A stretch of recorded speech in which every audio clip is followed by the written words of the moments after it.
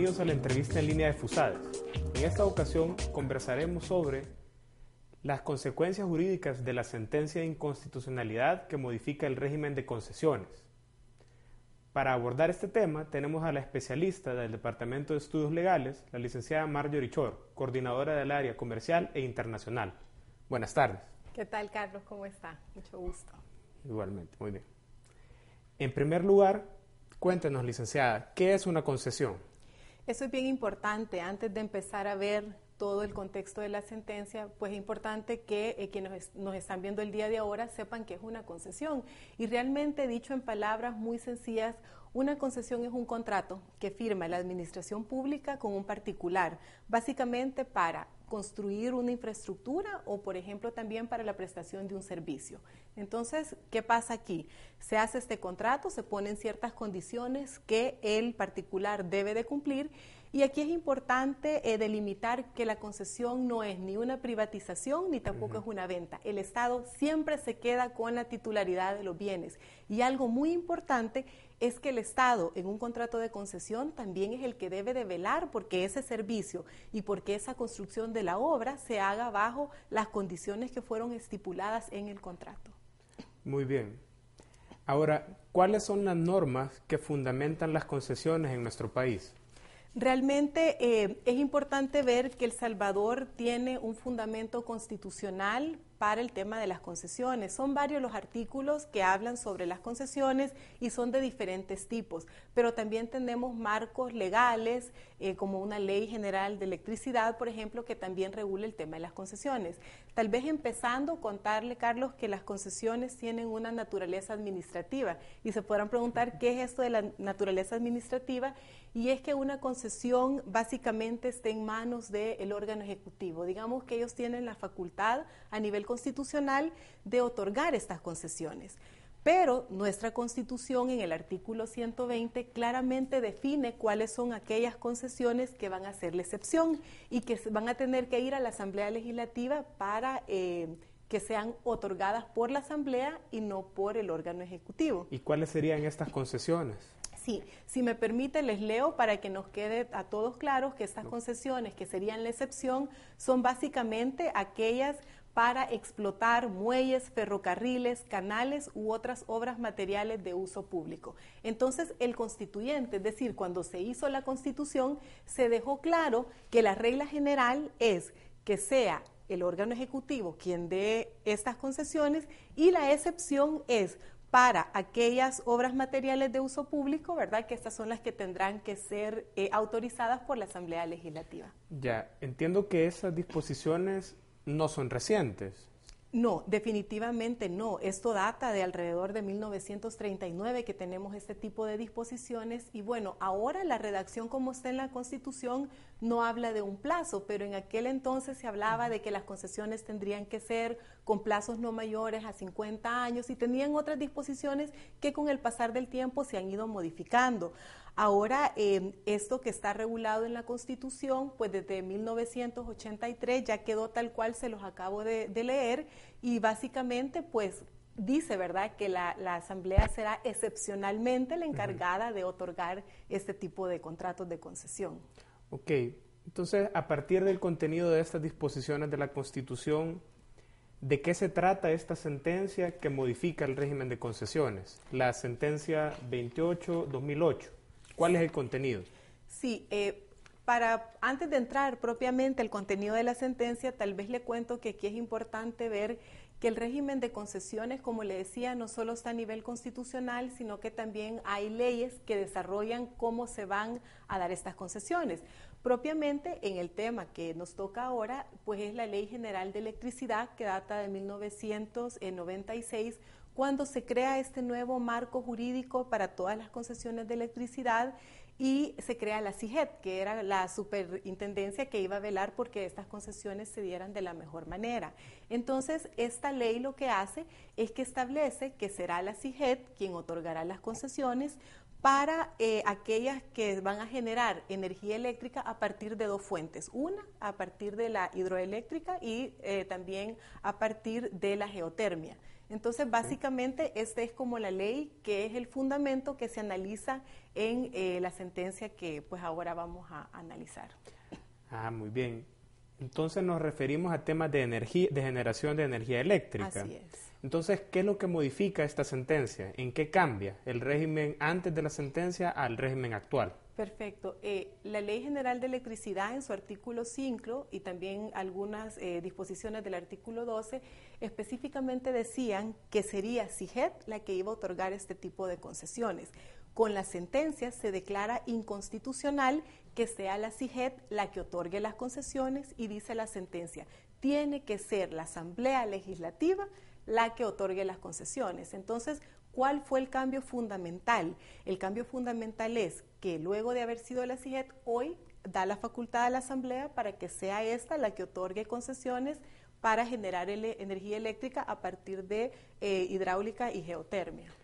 Sin embargo, usted nos comentaba anteriormente que el artículo 120 establecía que la Asamblea va a aprobar las concesiones de obras materiales para uso público.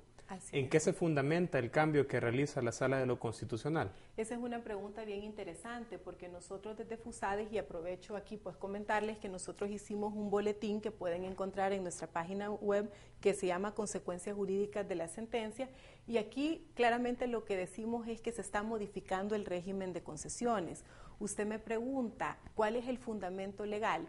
La verdad es que nosotros como institución creemos que la Sala de lo Constitucional ha hecho una interpretación demasiado amplia y a nuestro criterio erróneo, el cual no compartimos, de decir que no obstante las concesiones de generación de energía eléctrica no están dentro de la excepción que habla el artículo 120, ellos hacen una interpretación que analizan o más bien hacen una interpretación armónica entre el 120 y también el 103 de la Constitución que habla del tema del subsuelo, pero se fundamentan en otro artículo que es el artículo 233 que dice que los bienes raíces para poder ser dados en usufructo, en comodato, que son diferentes tipos de contratos que se pueden dar para bienes raíces, tendrán que tener la aprobación de la Asamblea Legislativa.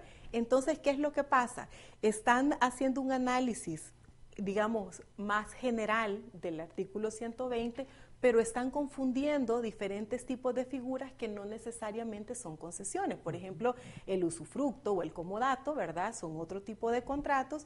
Y lo otro es de que cuando se hace este análisis se desconoce lo que establece claramente la Constitución en su artículo 131, que dice que la Asamblea Legislativa va a aprobar las concesiones únicamente que se refiere al artículo 120. Es decir, que para aquellos que no son abogados, pues contarles que la Asamblea Legislativa solo tiene las facultades que expresamente da la Constitución. Entonces, ¿cuál es una de las grandes consecuencias y por las cuales no compartimos la sentencia?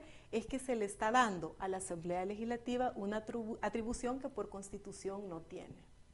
Muy bien. De esta manera nos queda claro en qué consiste el cambio de esta sentencia.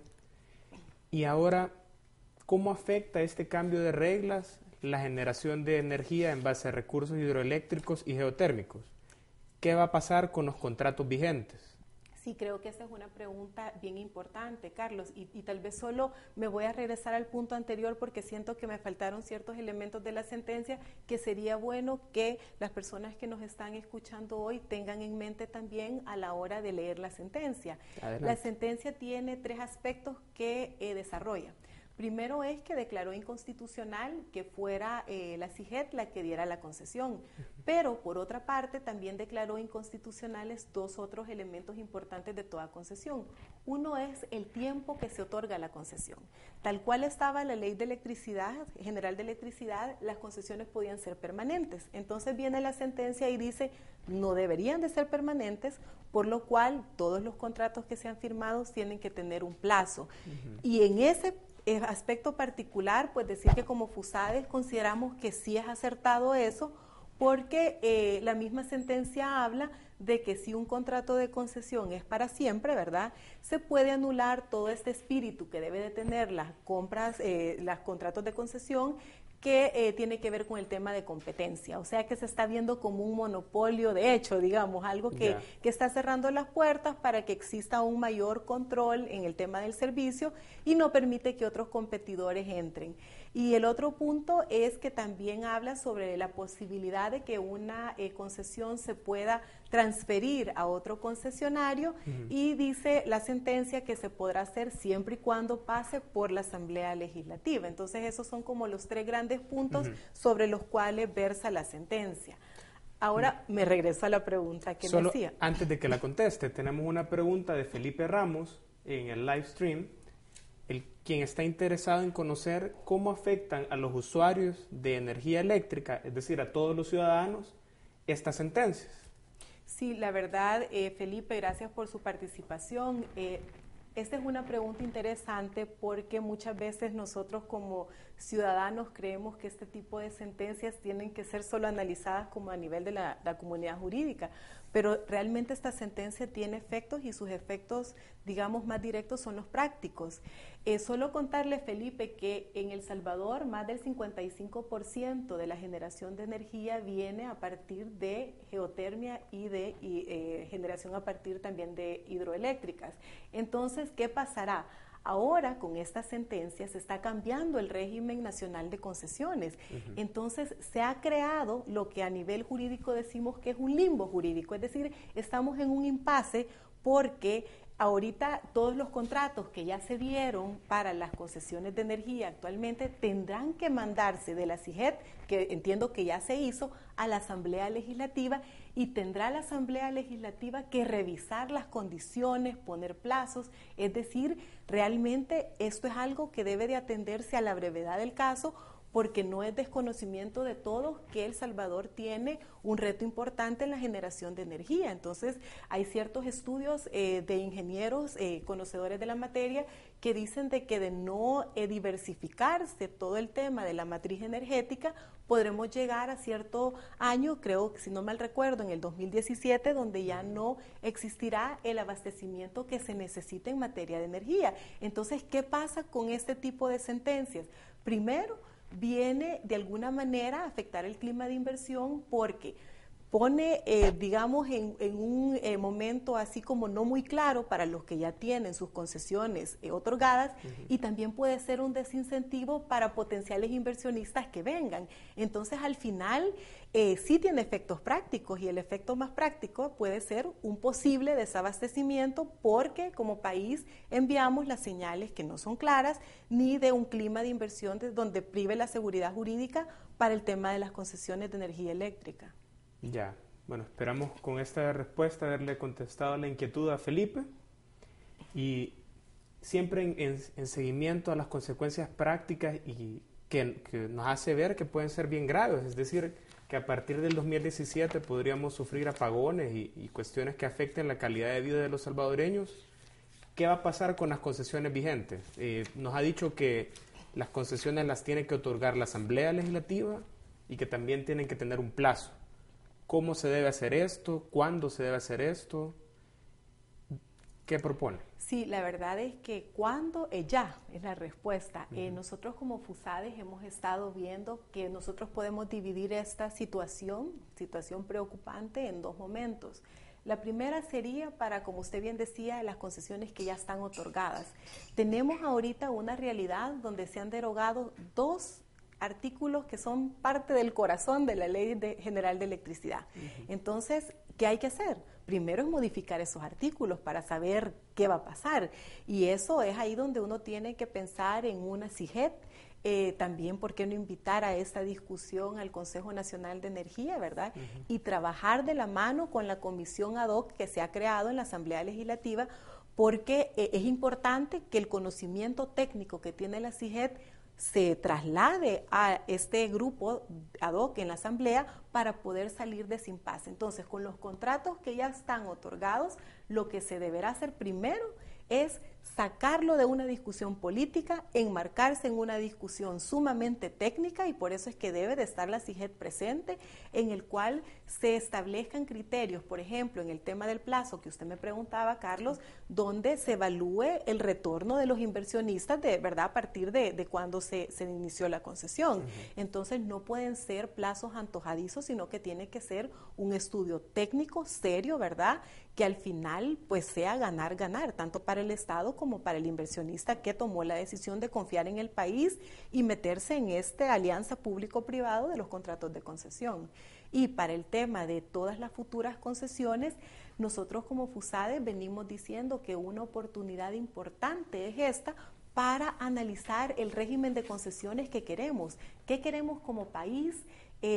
Si queremos un régimen de concesiones basados en la desconfianza o en la confianza, ¿verdad? Porque al final, como les decía al principio, la concesión es aquel contrato entre administración pública y un empresario, ¿verdad? Entonces, se requiere de esa confianza, de esas reglas claras, y para ello, pues nosotros como institución invitamos inclusive a un diálogo nacional, y por qué no pensar en una nueva ley general de concesiones, ¿verdad? Obviamente enmarcado en todo un plan de desarrollo de inversión pública en el país que tanto se necesita, y no solo en el tema de concesiones, sino que a nivel de otros temas importantes también. Y ya que mencionaba la importancia de un nuevo marco general de concesiones, en su opinión, ¿a dónde debe tratarse este marco? ¿A dónde debe discutirse estas reglas importantes para el desarrollo del país? Sí, realmente tal vez una de las primeras cosas que deberíamos de pensar es quiénes son los actores que deberían de estar presentes. Creemos de que dentro de los actores tendría que estar la CIGED, podría estar también el Consejo Nacional de Electricidad, la academia es muy importante, el sector privado también, hay muchos especialistas también a nivel de todo el tema de la generación de energía eléctrica que deberían de invitarse. Y a la pregunta concreta de dónde se podría discutir, bueno, tal vez el Consejo Económico y Social, ¿verdad? El CES podría ser una opción de diálogo importante, pero para que pueda darse ahí, pues se requiere de que esté toda la participación que se requiere, tanto del sector social, del sector privado, del gobierno, ¿verdad?, y la academia, para poder llegar a un verdadero acuerdo de qué es lo que se requiere como país. Muy bien. Ahora también tenemos entendido que existe un proyecto de ley presentado en la Asamblea Legislativa de una iniciativa gubernamental sobre una ley de asocios público-privados. Correcto. ¿Esto está relacionado con las concesiones? ¿Tiene que ver con energía? Sí, la verdad es que la ley de asocio público-privado, vale aclarar que es una iniciativa que se viene trabajando, justamente salió también como propuesta del Consejo Económico y Social, y fue bien interesante porque como FUSADES tuvimos la oportunidad de participar representando a la academia junto con otras universidades y también otros actores que dieron muchos aportes importantes, y lo que llegó al final a la conclusión de por qué era importante esa ley es que hay una realidad en El Salvador que los fondos públicos, digamos, son escasos. Entonces, al final, uno necesita optimizarlos y eficientizarlos. Entonces, el esquema del asocio público-privado, que es este esquema que se está creando en la ley APP, como se conoce, era una opción totalmente válida para tener un mecanismo en el cual el Estado se concentrara en temas como la salud, como la educación, como la seguridad, y se dejara todo el tema, por ejemplo, de desarrollo de infraestructura, carreteras, ¿verdad? Y otras posibilidades como la construcción de un aeropuerto, por ejemplo, en manos del sector privado, ¿verdad? Que existiera un aliado estratégico que viniera a desarrollar esto, operadores de clase internacional.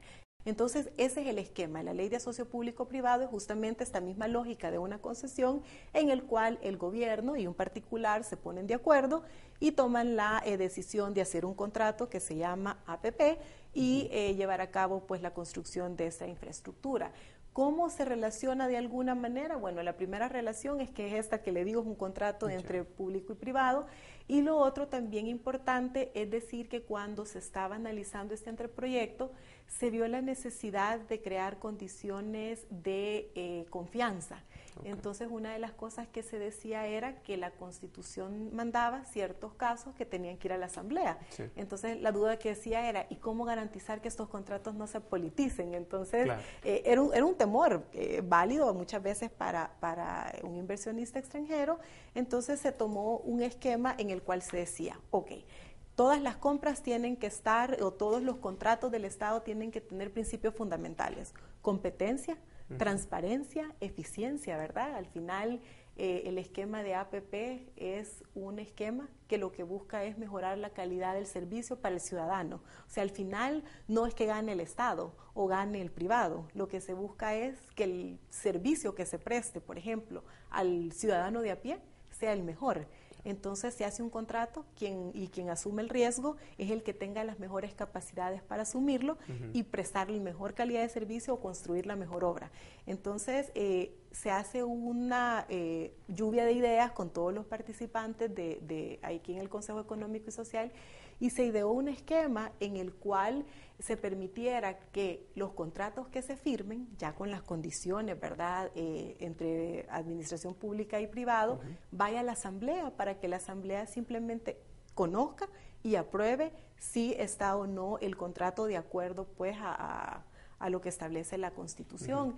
Y esto es algo interesante porque al final es una ley que busca que haya consenso, ¿verdad? Que todos los actores jueguen su rol y que no se politice, sino que más bien se vea bajo una lógica de desarrollo de país, ¿verdad? No sé si con eso le contesté su pregunta. Sí. Precisamente esa lógica de desarrollo del país, de competitividad, la que debería de imperar en torno a la generación de energía eléctrica. Absolutamente. Que es un recurso estratégico en la competitividad del país. Absolutamente. Cuando usted ve a un inversionista extranjero o nacional que viene al país y hace sus sumas y restas de los costos y de cuáles son los pros y los contras, el tema de la electricidad siempre es un tema que sale a la luz a nivel de costo, ¿verdad? También la calidad, porque esa es otra cosa importante, y el tema de la electricidad puede ser el detonante para que un inversionista decida o no invertir en el país. Definitivamente es un tema de competitividad, no hay duda. Bueno, muchas gracias, licenciada, por esta tan educativa y amable explicación de la sentencia. Gracias. Muchas gracias, amigos espectadores de la entrevista en línea. Si quieren más información, pueden encontrar el boletín en el Departamento de Estudios Legales, en el sitio web www.fusades.org. Muchas gracias por su atención. Buenas tardes.